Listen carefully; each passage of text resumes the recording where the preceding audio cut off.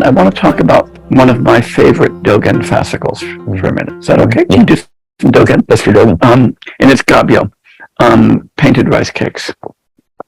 Dogen begins with this wonderful exploration of a very familiar Chan saying, painted rice cakes can't satisfy hunger. Mm-hmm. And of course, it's usually understood, as he points out, in a very pedestrian way, to mean that, texts and words can't really give you reality. They're just painted rice cakes, and we do all of that. And he says, if you understand it that way, he compares that to the ravings of boring old skin bags, right? He said, that's just a totally boring way to see this. Because he makes the following wonderful point. He says, the paint that we use for painting rice cakes is the same paint we use for painting mountains and waters. The same paint we use for painting the sky. The same paint we use for painting bamboo. The same paint we use for painting hunger. And painted rice cakes can satisfy painted hunger just fine.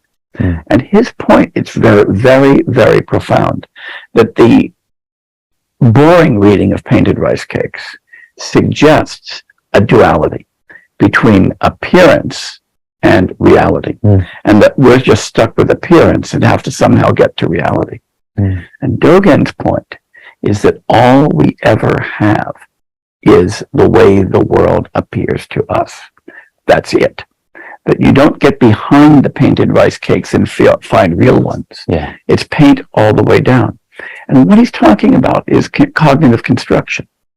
So something I always ask my students to reflect on when we start talking about this stuff is this. I said, if we just look around the world. So I'm looking at all of these books.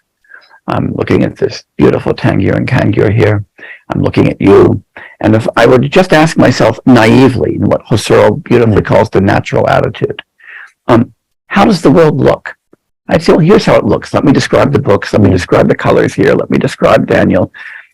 And then it's worth asking ourselves a really deep question.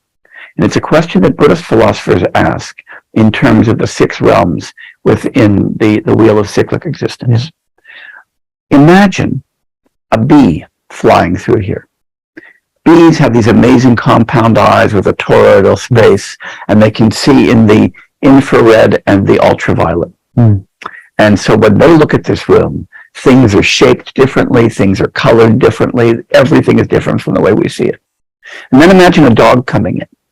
Dogs have fairly impoverished visual systems, but these giant olfactory bulbs. And so they experience the world as volumes of smell that might have visual stuff attached to them and so forth.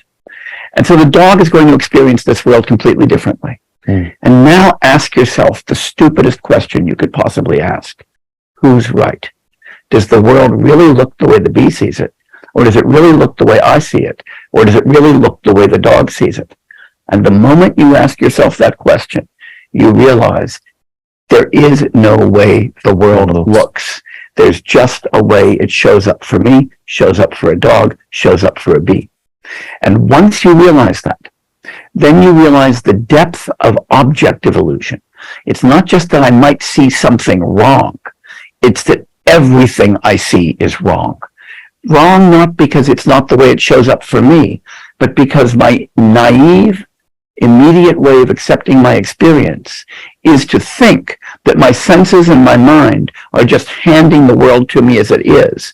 And then I'm confusing something that I've created with something that pre-exists. And that's what Dogen means by paint.